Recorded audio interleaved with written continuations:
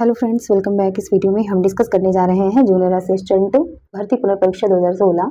इसमें पूछे गए हिंदी के क्वेश्चन को, जो कि 2019 में एग्जाम कंडक्ट कराया गया था। तो आइए देखते हैं। इस सीरीज में हम आपको बता दें कि जूनियर असिस्टेंट में हिंदी के क्वेश्चन को सॉल्व किया जा रहा है। ओके, ये आपका थर्ड सीरीज है, यानी तीसरी सीरीज है। आइए देखते हैं हिंदी के क्वेश्चन को। तो पहला क्वेश्चन जो है वो गद्यांश पर आधारित है। गद्यांश को रीड करते हैं। तत्परता हमारी सबसे मूल्यवान संपत्ति है। इसके द्वारा विश्वसनीयता प्राप्त होती है। वे लोग जो सदैव जागरूक रहते हैं, तत्काल कर्मरत हो जाते हैं और जो समय के पाबंद होते हैं, वे सर्वत्र विश्वास के पात्र समझे जाते हैं। वे मालिक जो स्वयं कार्य तत्पर होते हैं, अपने कर्मचारियों के लिए प्रेरणा का स्रोत बनते हैं और काम की उपेक्षा करने वालों के लिए अंकुश का काम करते हैं, वे अनुशासन का साधन भी बनते हैं। इस प्रकार अपनी उपयोगिता और सफलता में अभिवृद्धि करने के साथ साथ वे दूसरों की उपयोगिता और सफलता के भी साधन बनते हैं। एक आलसी व्यक्ति हमेशा ही अपने कार्य को भविष्य के लिए स्थगित करता जाता है, वह समय से पिछड़ता जाता है और इस प्रकार अपने लिए ही नहीं दूसरों के लिए भी विक्षोभ का कारण बनता है। उसकी सेवाओं का कोई आर्थिक मूल्य नहीं समझा जाता। कार्य के प्रति उत्साह और उसे शीघ्रता से संपन्न करना कार्य तत्परता के दो प्रमुख उपादान हैं। क्या है? कार्य के प्रति उत्साह होना चाहिए और उसे शीघ्रता से संपन्न करना चाहिए। तो ये क्या है? कार्य तत्परता के दो प्रमुख उपादान हैं जो समृद्धि की प्राप्ति में उपयोगी बनते हैं। और इस गद्यांश पर आधारित आइए क्वेश्चन को सॉल्व करते हैं।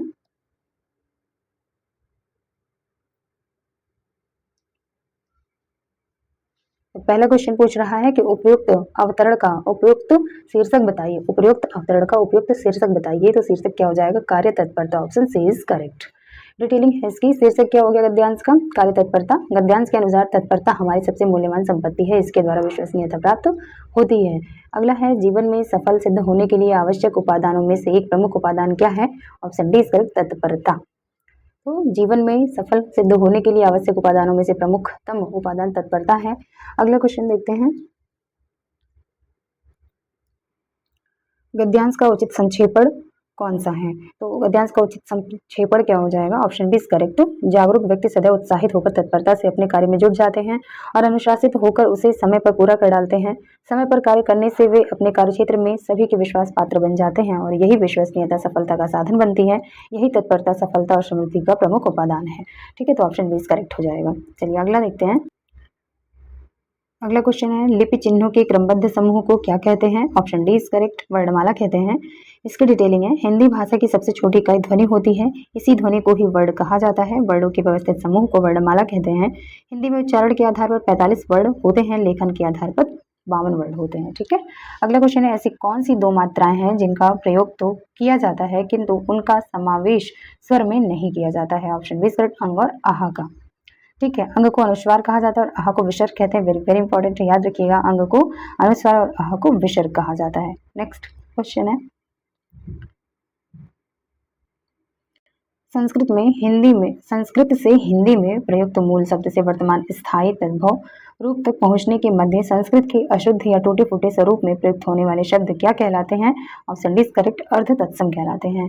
यानी कि पहले तत्सम संस्कृत शब्द जो कि मूल रूप है, फिर अर्ध तत्सम हुआ उसका टूटा फूटा रूप, फिर आगे तद्भव हुआ। ठीक है, चलिए अगला है शब्द प्रकार के आधार पर मनुष्यता शब्दों का कौन सा भेद है? तो मनुष्यता जो है ये ऑप्शन बी इज करेक्ट, जातिवाचक संज्ञा का भेद है। नेक्स्ट अगला क्वेश्चन है शब्द प्रकार के आधार पर मनुष्यता शब्दों का कौन सा भेद है? तो मनुष्यता जो है ये भाववाचक संज्ञा। Option C is correct. Next इसकी डिटेलिंग है। जो शब्द पदार्थों की अवस्था, गुण, दोष, धर्म, दशा, स्वभाव आदि का बोध कराते हैं उन्हें भाववाचक संज्ञा कहा जाता है, जैसे बुढ़ापा, मिठास, मानवता, मनुष्यता और परायापन। अगला क्वेश्चन है इंद्रियों को जीत लिया हो जिसने या जिसमें इंद्रियों को जीत लिया हो जिसमें उसे क्या कहलाता है? वो क्या कहलाता है? जितेंद्रिय कहलाता है। ठीक है, अगला है से यानी अलगाव के सेंस में कह रहा है किस विभक्ति का बोधक चिन्ह है? तो अपादान का। अपादान से अलग होता है ना विभक्ति चिन्ह। ठीक है, ऑप्शन डी इज करेक्ट।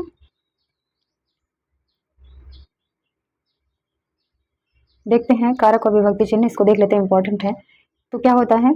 कर्ता ने कर्म को करण से के साथ के द्वारा संप्रदान के लिए या को अपादान से अलग संबंध का की के रा रे रे और अधिकरण में पर और संबोधन हे ओ अरे।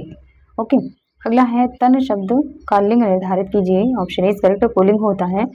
जिन संज्ञा शब्दों से यथार्थ या कल्पित कल्पित पुरुष तत्व का बोध होता है उसे पुल्लिंग कहते हैं, जैसे लड़का, बैल, तन इत्यादि। नेक्स्ट,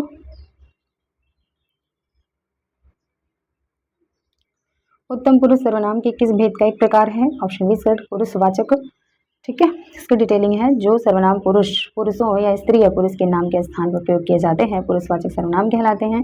इसके तीन भेद हैं। क्या होता है? उत्तम पुरुष मैं और हम होता है, उत्तम पुरुष में मैं और हम, मध्यम पुरुष में तू, तुम, आप होता है और अन्य पुरुष में यह, ये, वह, वे होता है।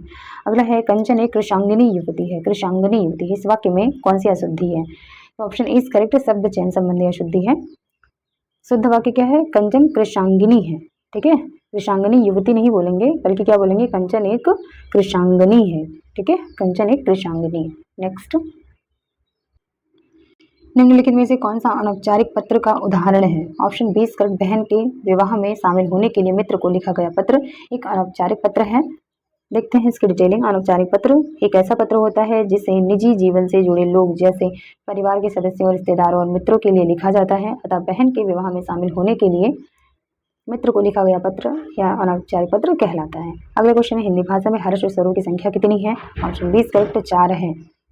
ओके, नेक्स्ट है, स्वतंत्र रूप से बोली जाने वाले वर्ड स्वर कहलाते हैं। हिंदी भाषा में हर्ष स्वरों की संख्या 4 है। व्याकरण में परंपरागत रूप से स्वरों की संख्या कितनी मानी गई है? 11 मानी गई है। स्वरों के 2 भेद होते हैं, हर्ष स्वर और दीर्घ स्वर। तो हर्ष में क्या आता है कि वह स्वर जिनको सबसे कम समय में उच्चारित किया जाता है हर्ष स्वर कहलाते हैं, यानी उच्चारण के आधार पर हर्ष स्वर और दीर्घ स्वर में बांटा गया है। जिनको उच्चारित करने में कम समय लगता है उन्हें हर्ष स्वर कहते हैं, और जिनको उच्चारण करने में ज्यादा वक्त लगता है उन्हें दीर्घ स्वर कहते हैं।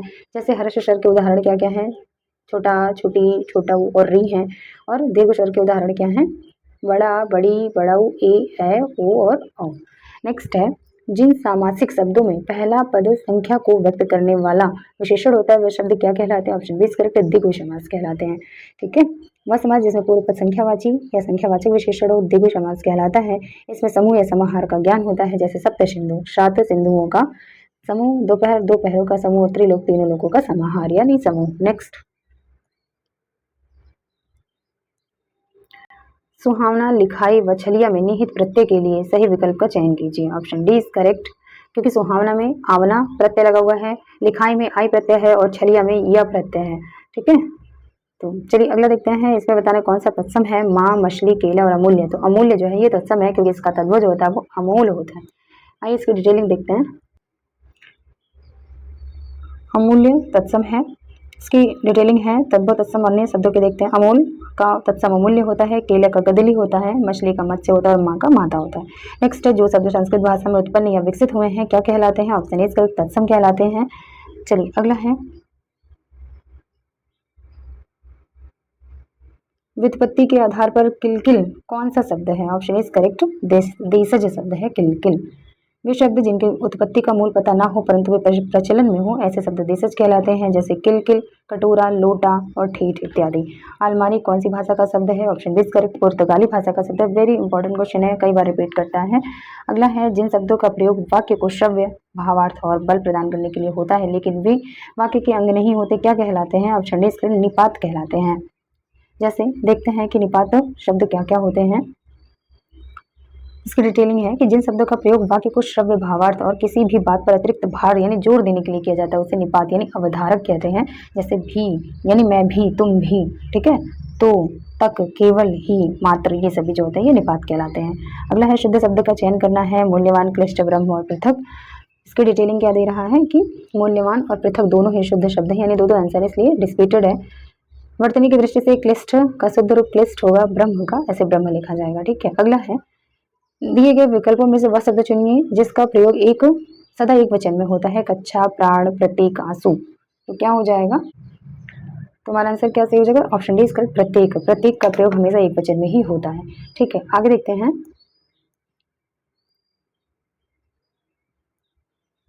वाक्यों का वर्गीकरण कितने आधारों पर किया गया है? ऑप्शन इज करेक्ट, 2 आधार पर। कौन कौन सा है देख लेते हैं। शब्दों के एक सार्थक समूह को ही वाक्य कहते हैं, अर्थात शब्दों का ऐसा समूह जिसका कोई अर्थ होता है वह वाक्य कहलाता है। वाक्यों का वर्गीकरण इस प्रकार है, रचना के आधार पर है और एक अर्थ के आधार पर है। अगला क्वेश्चन पूछ रहा है, वे वाक्य सरल वाक्य कहलाते हैं जिनमें क्या होता है, एक ही उद्देश्य और एक ही विधेय होता है, वो सरल वाक्य कहलाते हैं। अगला क्वेश्चन है, इसकी डिटेलिंग देख लेते हैं कि ऐसा वाक्य जिसमें एक ही क्रिया और एक ही कर्ता होता है, या जिस वाक्य में एक ही उद्देश्य एवं एक ही विधेय होता है, वे वाक्य सरल वाक्य कहलाते हैं। जैसे रोहन खेलता है और माता दौड़ती है, या मीता दौड़ती है। ठीक है। अगला है, प्रत्येक वर्ग का दूसरा और चौथा वर्ग क्या कहलाता है? ऑप्शन इज करेक्ट, महाप्राण व्यंजन कहलाता है। ऐसे व्यंजन जिनको बोलने में अधिक प्रयत्न करना पड़ता है और बोलते समय मुख से अधिक वायु निकलती है, महाप्राण व्यंजन कहलाते हैं। प्रत्येक वर्ग का दूसरा, चौथा और समस्त ऊष्म वर्ण महाप्राण ध्वनि कहलाते हैं। जैसे ख, घ, छ, झ, ठ, ढ, थ, ध, न, फ, भा और श, स, स, ह। ठीक है, ये सभी जो हैं वर्ड क्या कहलाते हैं? महाप्राण व्यंजन कहलाते हैं। नेक्स्ट, उच्चारण की दृष्टि से संबल ध्वनि का कौन सा वर्गीकरण है? संपृक्त ध्वनि, युग्मक ध्वनि, संयुक्त ध्वनि या द्वित्व? तो ऑप्शन क्या सही हो जाएगा? ऑप्शन इज करेक्ट, संपृक्त ध्वनि है संबल। उच्चारण की दृष्टि से संबल संपृक्त ध्वनि का वर्गीकरण है। जो क्वेश्चन आपको इंपॉर्टेंट लगे या कठिन हो या पेपर में पूछे गए और आपको नहीं आ रहा, उसको नोट करते चलिएगा। अगला है, विपत प्लस जाल का विपत जाल होता है, इसमें कौन सी संधि है? ऑप्शन बी करेक्ट, व्यंजन संधि है। नेक्स्ट, डिटेलिंग है, विपद प्लस जाल का विपद जाल होता है, व्यंजन संधि है। इसमें व्यंजन का स्वर या व्यंजन के साथ मेल होने पर जो परिवर्तन होता है उसे व्यंजन संधि कहते हैं। जैसे क, छ, ट, त, फ के बाद किसी वर्ण का तृतीय चतुर्थ वर्ण आए अथवा यर अलावा या कोई स्वर आए तो क, छ, ट, त, प की जगह अपने ही वर्ग का तीसरा वर्ण हो जाता है। जैसे दिक, धनगज, दिग्गज हो गया और जगत, धनुष, जगदीश हो गया। अगला है, दुरात्मा में कौन सा उपसर्ग लगा हुआ है? Option is C is correct, दुर उपसर्ग लगा हुआ है। उपसर्ग उस शब्दांश या अव्यय को कहते हैं जो किसी शब्द के पहले आकर उसका विशेष अर्थ प्रकट करता है। जैसे दुर उपसर्ग से बनने वाले शब्द दुर्दांत, दुर्गम व दुष उपसर्ग से बनने वाले शब्द दुष्प्रभाव, दुष्कृत्य हैं। आगे देखते हैं, निम्नलिखित में से किस वाक्य में परिमाण वाचक क्रिया विशेषण है? ऑप्शन ए इज करेक्ट, इस बार बारिश में बहुत ओले पड़े, यहाँ पे परिमाण बता रहा है क्योंकि यहाँ पे बहुत ओले की बात कर रहा है। ठीक है, तो बहुत शब्द से बारिश होने की मात्रा के बारे में ज्ञात हो रहा है, इसलिए यहाँ पे क्या है? परिमाणवाचक क्रिया विशेषण है। अगला है, मनोभाव को प्रकट करने वाले वे विकारी शब्द जिनका वाक्य में कोई संबंध नहीं होता कहलाते हैं, क्या कहलाते हैं? विस्मयादि बोधक अव्यय कहलाते हैं। इसकी डिटेलिंग देख लेते हैं।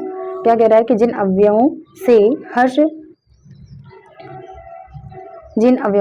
शोक आदि के भाव सूचित हों पर उनका संबंध वाक्य या किसी विशेष पद से ना हो, उन्हें विस्मयादि बोधक कहते हैं। जैसे हाय अब मैं क्या करूं, अरे पीछे हो जाओ गिर जाओगे। अगला है, वे भ्रष्टाचार के प्रबल विरोधी थे, वाक्य सर्वनाम का कौन सा प्रकार है? ऑप्शन डी इज करेक्ट, पुरुषवाचक सर्वनाम है। डिटेलिंग है इसकी, जिन सर्वनाम शब्दों का प्रयोग वक्ता द्वारा खुद के लिए प्रयोग किया जाता है या दूसरों के लिए किया जाता है उसे पुरुषवाचक सर्वनाम कहते हैं। जैसे मैं, हम क्या वक्ता द्वारा खुद के लिए किया जा रहा है, तुम और आप और यह वह, ये वे किसी और के बारे में बात करने के लिए आदि। वाक्य वे भ्रष्टाचार के प्रबल विरोधी थे, किसी तीसरे व्यक्ति की बात हो रही है, अतः ये शब्द पुरुषवाचक श्रेणी में आते हैं। अगला, नलिनी, कैरो और चंद्रप्रिया किसके पर्यायवाची शब्द हैं? ऑप्शन सी इज करेक्ट, कुमुदिनी के हैं। कौमुदी का पर्यायवाची चांदनी, चंद्रिका इत्यादि हैं, जबकि सौदामिनी बिजली का समानार्थी है और नलिनी, कैरो और चंद्रिका कुमुदिनी के पर्यायवाची हैं। ठीक है, अगला है, शब्द युग्म यदा कदा, सही अर्थ युग्म का चयन कीजिए। यदा कदा का मतलब क्या होगा? जब, कब। ठीक है, अगला है, नियत और नियत का सही अर्थ भेद बताना है। तो नियत का मतलब क्या होता है? निश्चय, और नियत का मतलब होता है इरादा। तो option C is correct. Next, आलोचकों के अनुरूप हमें अपनी रचना में परिवर्तन करना होगा। इस वाक्य में किसी एक शब्द का संदर्भ और भाव की दृष्टि से उपयुक्त प्रयोग नहीं हुआ है, उस शब्द का चयन कीजिए। तो क्या हो जाएगा? ऑप्शन बी करेक्ट, अनुरूप, ये गलत प्रयोग हुआ है। आइए इसकी डिटेलिंग देखते हैं। आलोचकों के अनुरूप हमें अपनी रचना में परिवर्तन करना होगा। वाक्य में अनुरूप शब्द का अनुचित प्रयोग है, यहाँ अनुरूप के स्थान अनुसार होना चाहिए। ओके, अगला है, अब आप चल सकते हैं, वाक्य में कौन सी वृत्ति है? ऑप्शन ए इज करेक्ट, सामर्थ्य सूचक है, क्योंकि आप यहाँ बता रहे कि आप सामर्थ्य, अब आपका सामर्थ्य है कि आप चल सकते हैं। ठीक है, अगला है, यदि हिंदी प्रश्नवाचक वाक्य का उत्तर हाँ या ना में ना दिया जा सके तो उसका अंग्रेजी अनुवाद करते समय वाक्य शुरू करते हैं किससे शुरू करते हैं? Option B is correct, auxiliary verb से करते हैं। ऑक्सिलरी वर्ब का हिंदी में शाब्दिक अर्थ सहायक क्रिया होती है। ऐसे वर्ब्स जो क्रिया के काल को बताने के लिए या कोई प्रश्न या नकारात्मकता बनाने के लिए मेन वर्ब के साथ प्रयोग होते हैं, उन्हें ऑक्सिलरी वर्ब कहते हैं। इन्हें हेल्पिंग वर्ब भी कहा जाता है। जैसे does Ram sing a song, क्या राम गाना गाता है? तो यहाँ पे डज क्या है? एक हेल्पिंग वर्ब है, यानी ऑक्सिलरी वर्ब। नेक्स्ट अगला क्वेश्चन है, हमारा सर्वोपरि कर्तव्य है देश की सेवा करना। उपयुक्त वाक्य के सही अंग्रेजी अनुवाद का चयन कीजिए। तो हमारा सर्वोपरि कर्तव्य है देश की सेवा करना, तो हमारा आंसर इसमें क्या हो जाएगा? Option C is correct. Our foremost duty is to serve the country. Our foremost duty is to serve the duty, इसका मतलब क्या होगा कि हमारा सर्वोपरि कर्तव्य है देश की सेवा करना। ओके, चलिए अगला क्वेश्चन है and last. A vulgar mind in one who would like to command instead of asking or requesting। कह रहा है दिए गए विकल्पों में से उपरोक्त वाक्य के सही हिंदी अनुवाद का चयन कीजिए। तो क्या हो जाएगा हमारा answer? Option B is correct. एक अशिष्ट व्यक्ति वह होता है जो कहने या प्रार्थना करने की अपेक्षा आदेश देने की इच्छा रखता है। इसको एक बार रिपीट कर लेते हैं। A vulgar mind is one who would like to command instead of asking or requesting का हिंदी अनुवाद क्या होता है कि अशिष्ट व्यक्ति वह होता है जो कहने या प्रार्थना करने की अपेक्षा आदेश देने की इच्छा रखता है। यानी अगर किसी से कुछ कहना है तो हमें उसे रिक्वेस्ट करना चाहिए या प्रार्थना करनी चाहिए, ठीक है, ना कि उसे आदेश देना चाहिए। ओके फ्रेंड्स, मिलते हैं नेक्स्ट वीडियो में। वीडियो अच्छी लगी हो तो please do like share and subscribe my channel. Thanks for watching.